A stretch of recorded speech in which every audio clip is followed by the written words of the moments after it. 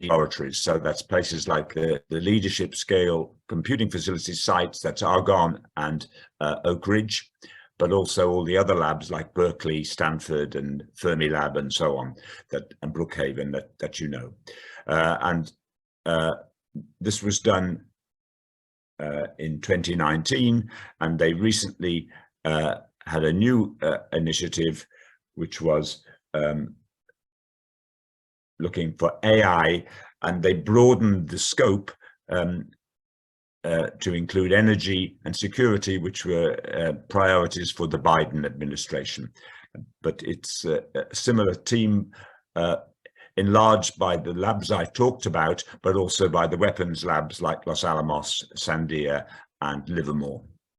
So what they discussed here was how they leverage the exascale class computing that they have now at both the Frontier site at Oak Ridge, and they're just building the Aurora machine in Fermilab at Argonne.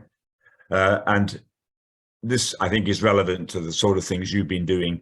They talk about the exascale infrastructure, the experimental facilities at the labs, which are very similar to the ones we have in the UK, where you have things like Diamond with the X-ray machine and the neutron source. They have similar machines at the US labs.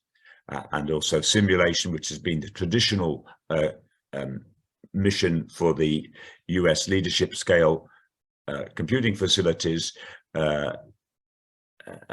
is also now looking at things like surrogates, as you know. So if I go to the next slide, they've identified 6 areas, and I just thought I'd tell you what they were. So they have surrogate models, which you heard about from Jeremy, and inverse design, if you like, materials, proteins, and physics, and also foundation models, which we've heard a lot about with ChatGPT, and I'll come back to that. In addition, they've identified 3 other areas which we haven't heard about this morning, mainly software engineering, digital autonomy, that's self-driving labs, for example, autonomous discovery, and the autonomy of digital twins. So these are all things that the UK are also doing, but I think that the top 3 capabilities are the ones you've been looking at in this project. They also looked at the grand challenge areas, and these are similar things that we have on our agenda in the UK: protein design, genome design, materials design for all sorts of potential applications, multimodal physics, data integration in high energy physics, the acceleration from exascale to zettascale for key HPC simulations, climate, cosmology, and so on, and the various other ones which are not emphasized in the base 2 project. But I think they're interesting things, and the report now of the second meeting, AI for Science, Energy, and Security, is now available at the Argonne site. What I would like to say is that some benchmarks that have not been mentioned are the so-called CANDLE benchmarks, and I'm involved in working with Rick Stevens in this area, so I thought I'd tell you a little bit about what they've been doing about the CANDLE benchmarks and what they are. So the CANDLE benchmarks are to do with cancer. The US Department of Energy is collaborating with the National Cancer Institute on 3 projects, which I'll talk about in a second, but also a benchmarking project, which was part of the exascale computing project, CANDLE, Cancer Distributed Learning Environment. And 3 projects were rather different. One was to do with treatment strategies. So there are these sites in most of the US states where they capture all the data on people dying from cancer, and they're usually handwritten notes, and getting them to machine readable form is the major challenge there.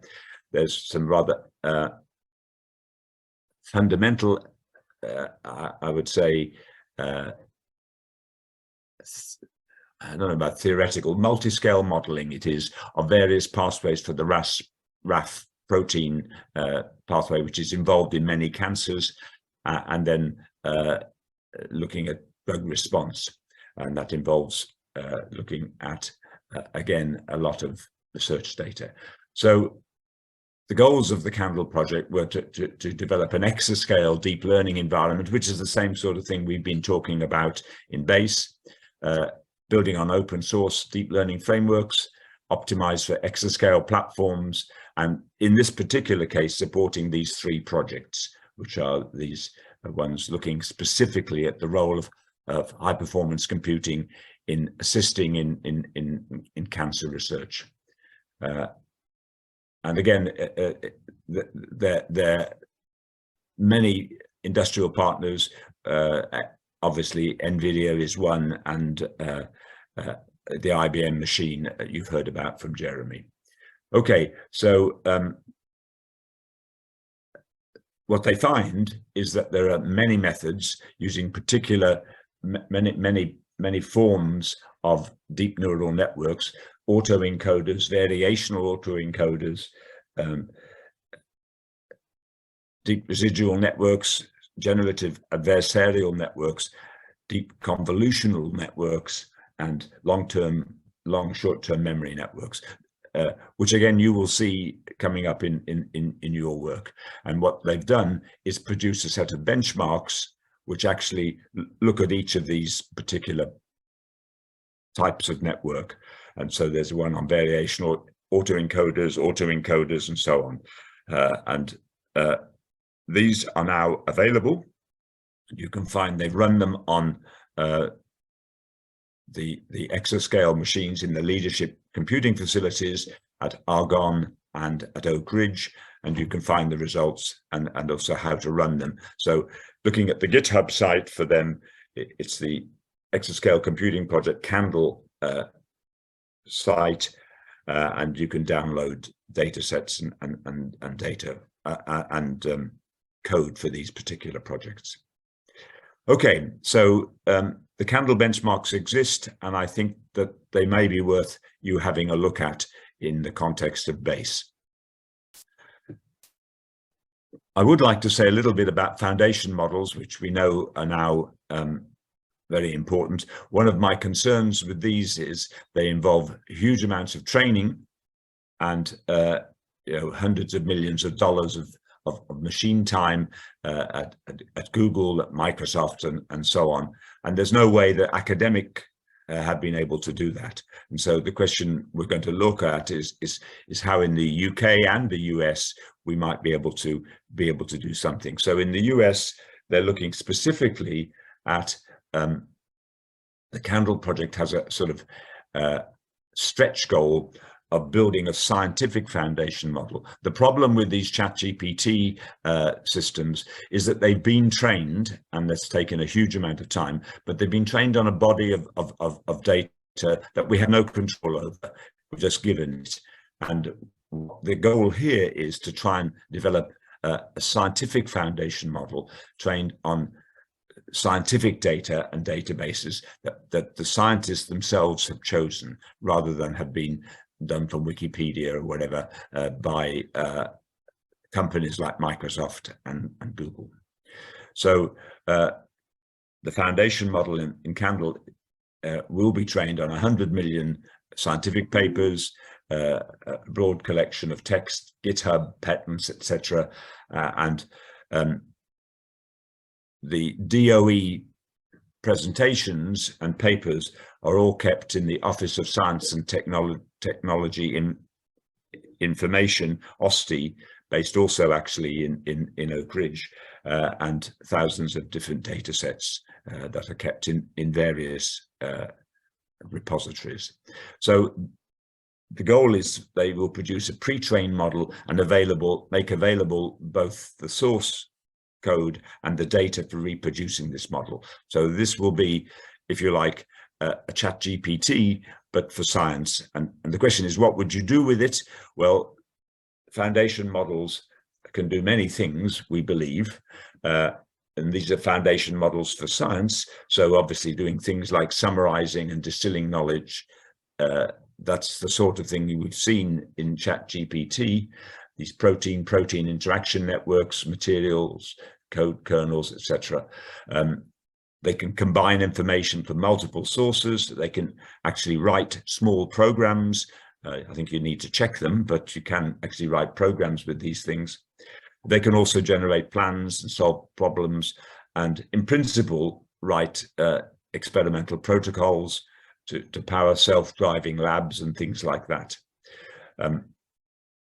They may be able to generate hypotheses which are new and help automate the process and be, if you like, a support for a scientist's actual working process.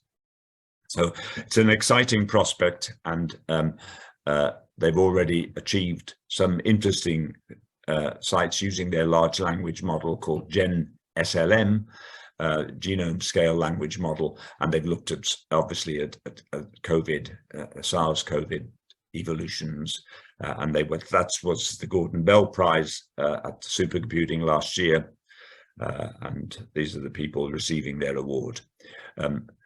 They also can look at insights about organization, how the genes actually organize in terms of function, and these are sort of new insights for genomics and for understanding human diseases, human disabilities, and so on. So it's an exciting new insights they believe that you will get using these models in genomics.